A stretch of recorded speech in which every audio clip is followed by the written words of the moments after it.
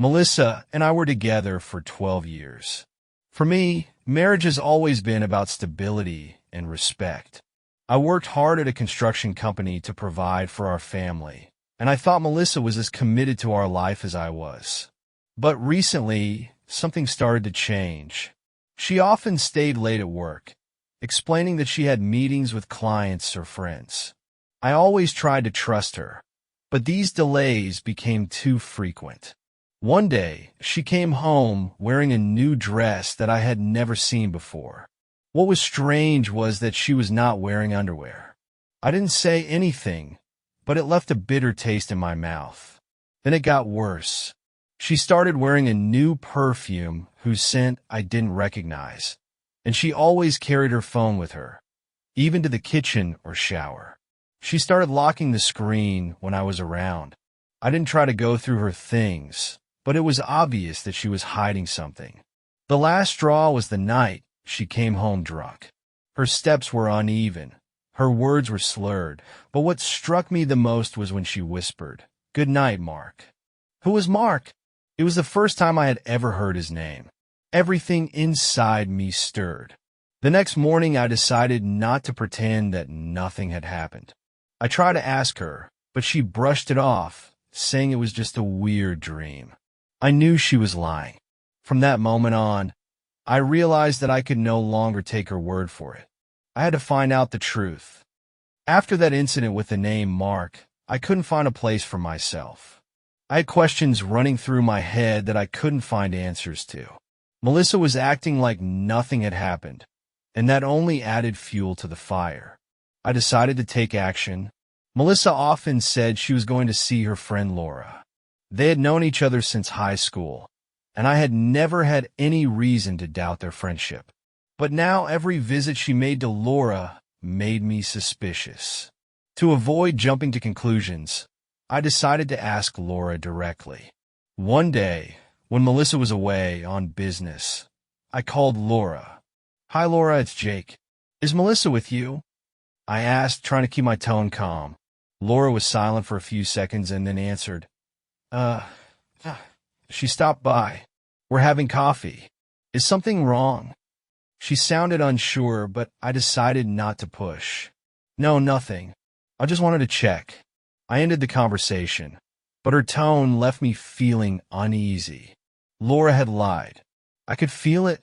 The next time I decided to go further, I asked my friend Dan to help me. Dan worked as a courier and was often in the neighborhood where Laura lived. I explained the situation to him and asked him to keep an eye on what was going on near her house. A few days later, Dan called and said, "Jake, I don't know how to say this, but your wife is just the tip of the iceberg. Laura's house is not a place for coffee with friends. Men hang out there every night. There's alcohol, music, dancing, and I think something more." It took me a few seconds to realize what I was hearing. "What do you mean, Dan?" I asked, although deep down I already knew. "Your wife is not just a guest there. She's involved in these parties. It looks like she helps Laura organize it all. And yes, she is dancing for these men." I was furious and confused at the same time. How is this possible? Melissa had always been reserved, intelligent, someone I could trust. And now this? I decided to check it out for myself. One evening, when Melissa said she was going to Laura's again, I asked Dan to give me a ride to the neighborhood. We parked in the shade where we could see the house. Indeed, there were many cars there. Lights and music burst through the curtains. Melissa got out of the car, dressed in a short dress I had never seen before. She walked into the house, and I sat in the car, trying to keep myself from storming in and putting everyone in their place. But I knew I needed the facts. It was too early to draw conclusions. An hour later, I noticed the men leaving the house one by one, smiling and exchanging jokes. I knew I wouldn't last much longer. The next day, I decided to bring Melissa out into the open. When she got home, I was sitting in the kitchen, arms folded. "How was Laura's evening?" I asked, trying to contain my anger. She answered casually, "Everything is fine. We just sat and talked." I couldn't take it anymore. "I know what you're doing at Laura's. I know about the parties, the men, everything. Her face changed. She started to say something, but I wasn't listening anymore.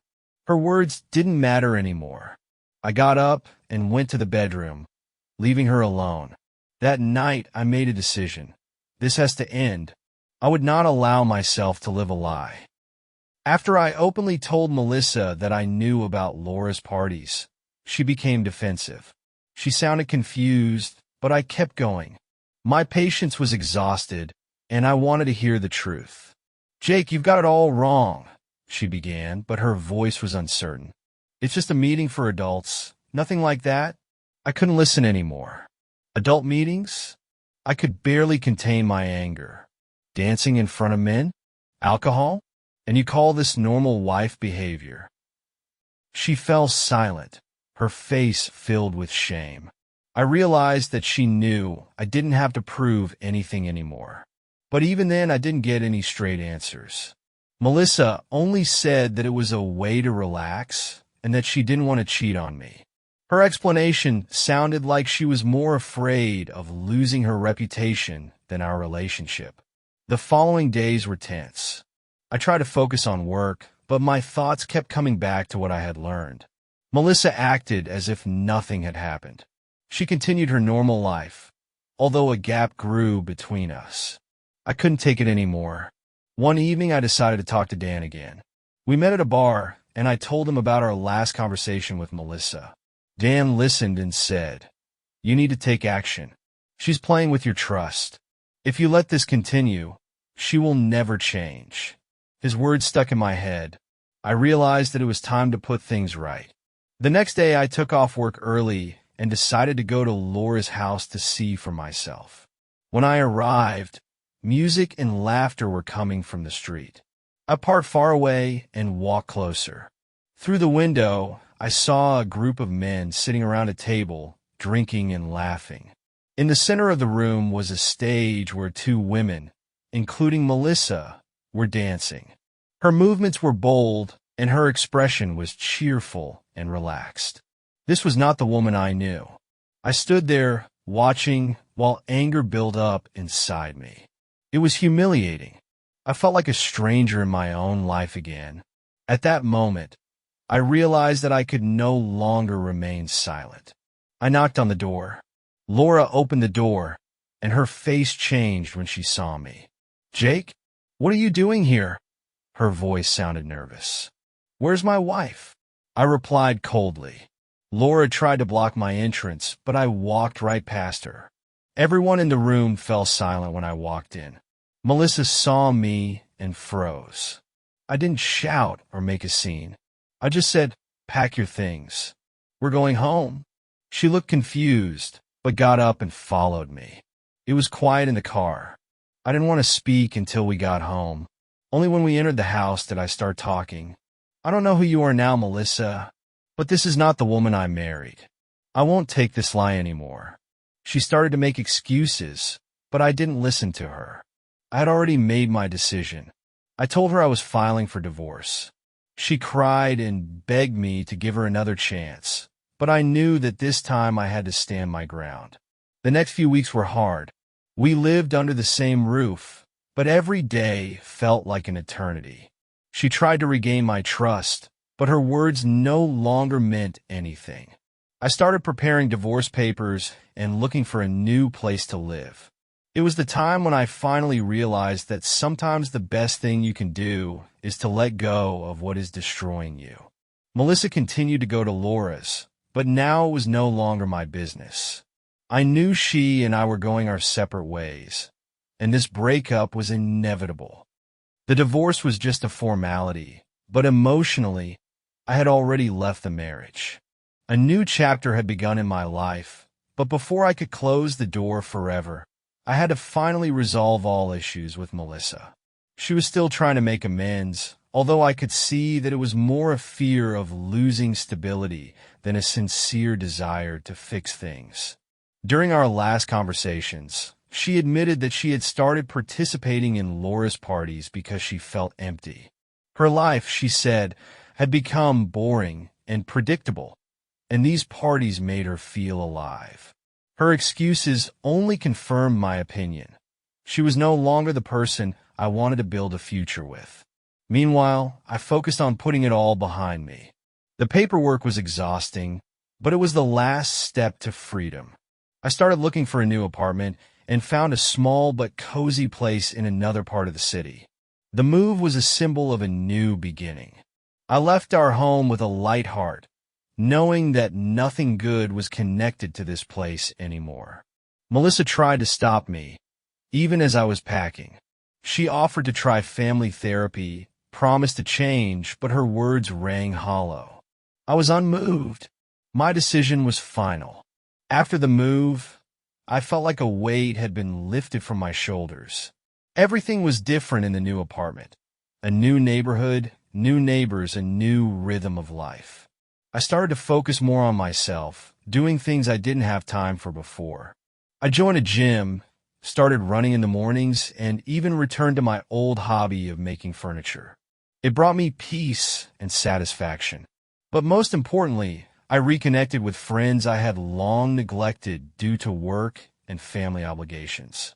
One of my old friends, Tom, invited me to his lake house for the weekend. It was an opportunity to get away from the hustle and bustle of the city and restore my mental balance. That weekend I met Sophia. She was the sister of Tom's wife and had come for a few days of vacation. Sophia was calm, confident, and had a sharp mind that immediately caught my attention. We talked for hours, and for the first time in a long time, I felt like I could be open with someone. Sophia didn't ask about my past, but listened when I chose to share. Her response was honest and supportive, without being overly judgmental. She said, "We all make mistakes, but real progress begins when we leave the past behind." These words stayed in my head for a long time. When I returned to the city, I started talking to Sophia more often. Our conversations were light but deep, and I felt that we had a connection. We met for coffee, walked in the park, and even started playing sports together. She was completely different from Melissa, simple, open, without any games or manipulations. Melissa, meanwhile, tried to hold on to our past. She called several times trying to convince me to come back. Her last call was particularly emotional. She said she had cut off all contact with Laura and that she wanted to start over. "Melissa, we're done," I replied, leaving her words without emotion. That was the last time we spoke. I realized that I couldn't move forward holding on to something that was already dead. My new life began to gain momentum. I got a promotion at work, discovered new interests, and began to see the future in brighter colors. Sophia became an important part of this new stage. We took our time, but every day we spent together was filled with meaning. One evening we were sitting by the lake, and she said, "I think all the difficulties you've been through have made you stronger. It is evident in every action you take." These words were what I needed to hear. I realized that the betrayals and pain of the past no longer had power over me. Months had passed since I left my life with Melissa.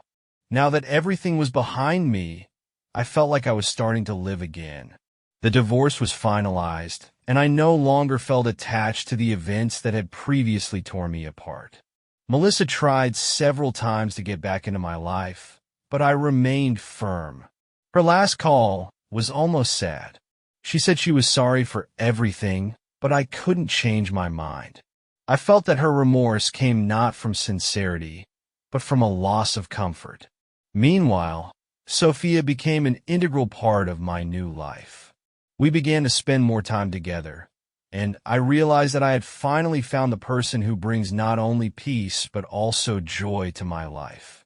She helped me to see that betrayals and mistakes do not have to determine our future.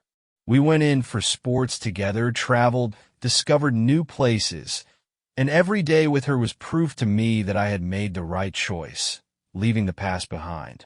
One day, Sophia invited me to dinner with her family. It was an important moment for both of us, because she knew I was trying to stay away from big emotional changes. Her family was welcoming and warm, completely different from the chaos I had left behind. I felt that I could be part of this circle of people, and for the first time in a long time I felt at home. My professional life also gained momentum. After the move, I focused on my work and got a promotion. New projects, a new team. It was like a breath of fresh air for me. I even started thinking about starting my own business, using the skills I've accumulated over the years in the construction industry. Meanwhile, Melissa disappeared from my life. She moved to another city, and I heard that she continued her relationship with Laura. I didn't hold a grudge against her. Her choice was her own, but it no longer had any influence on me. My liberation was that I was no longer emotionally dependent on her actions. One evening, sitting on the terrace of my new home, I looked at the sunset and thought about how far I had come. My journey was full of pain, betrayal, and disappointment, but it had brought me to where I had always wanted to be.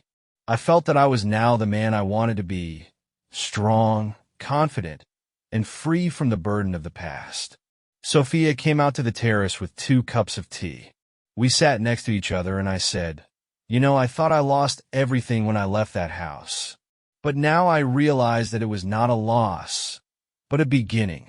Sometimes you have to go through chaos to find true peace. She smiled as she touched my hand. At that moment, I realized that I had finally reached my own closure. My life was no longer about betrayal or pain. It was about freedom and opportunity. The ending was simple but important. I left the past behind and looked forward, knowing that everything was now in my hands.